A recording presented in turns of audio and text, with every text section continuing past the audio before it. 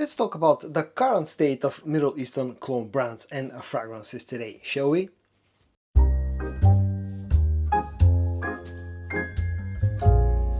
Hey guys, I'm George, the nice medic gentleman, and it's time for your dose of some fragrance content. It's also time for another episode of a Fragrance Talk. I do these types of videos from time to time where I like to talk about fragrances in general, cologne fragrances, Middle Eastern brands in general, and today I'm going to do another episode. In today's video I wanted to talk about what's the current state of cologne fragrances, what's the current state of Middle Eastern fragrance brands.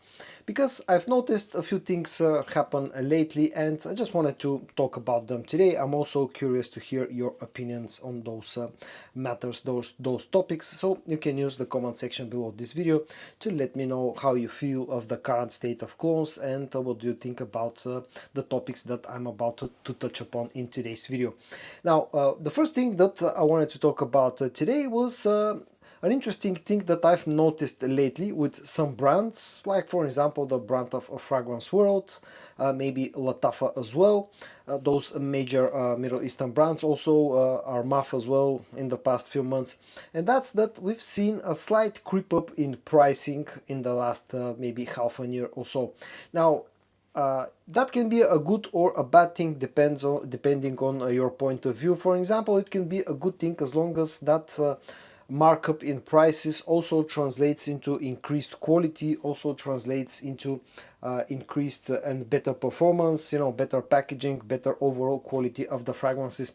If that's the case, I don't mind a slight increase in fragrance prices, simply because we live in currently the world that we live in. We have constant things like inflation and stuff like that, so it's normal to see some prices creeping up. But I've noticed that lately, and to be honest, with some fragrances definitely I've also seen improvements in quality as well that corresponds with that price increase.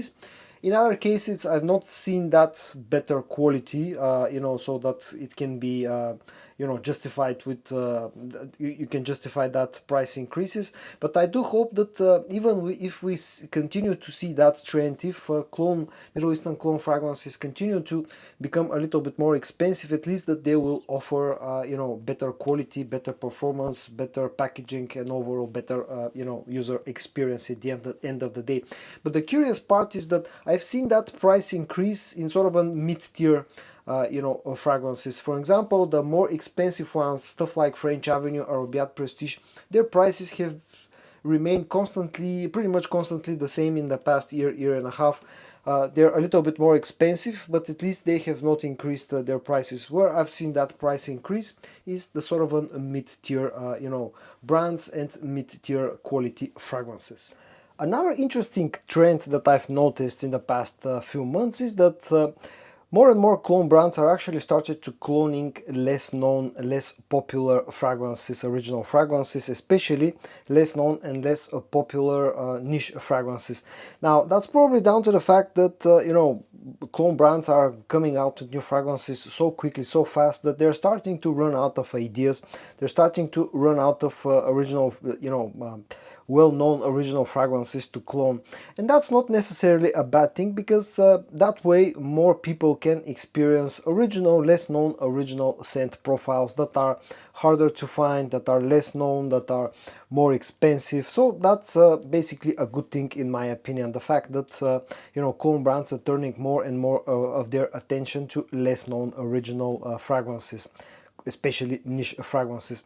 Another interesting trend that I've seen lately is that more and more well-known or famous perfumers out there are starting to put their names and start to work with Middle Eastern brands.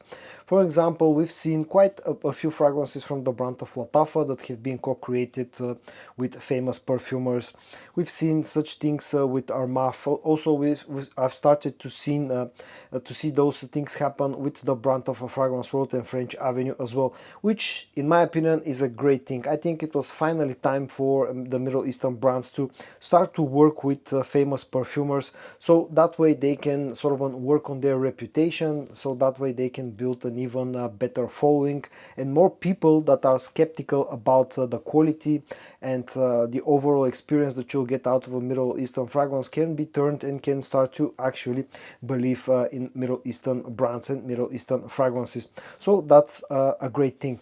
Another thing that I've noticed is that more and more Middle Eastern brands are starting to step foot on the Western markets. Now I'm going to visit Dubai in about a month's time, and I'm going to experience myself, and see how many Middle Eastern brands are there. But definitely there are a lot of Middle Eastern brands who are still not popular at all, or not known at all on the Western markets. And more brands are actually starting to appear in shops and online shops and retail shops around the world, around Europe and North America, which is an interesting trend.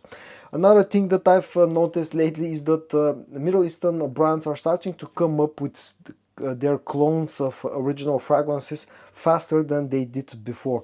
What I mean by that is that when an original fragrance gets launched by, let's say, a designer brand, we've nowadays seen the clone brands coming up with their version, with their alternative a lot faster than they used to do before.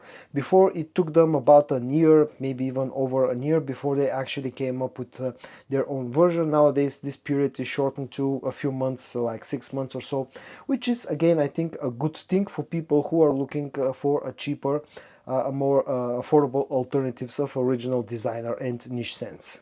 And the last thing that I wanted to touch upon in today's video is the fact that probably in the future we're starting to see, or at least I hope, see more original creations from the Middle Eastern brands. Not necessarily like totally unique fragrances, but fragrances that don't feel like an exact clones of the original scents out there, which is a good thing. I hope we see that happening.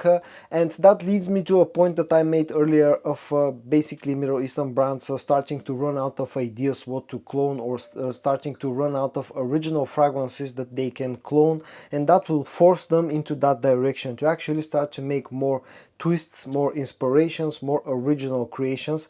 I hope I'm right about this one, and I hope we see more stuff like this in the future, more unique stuff out of them in the future, because clones are great, but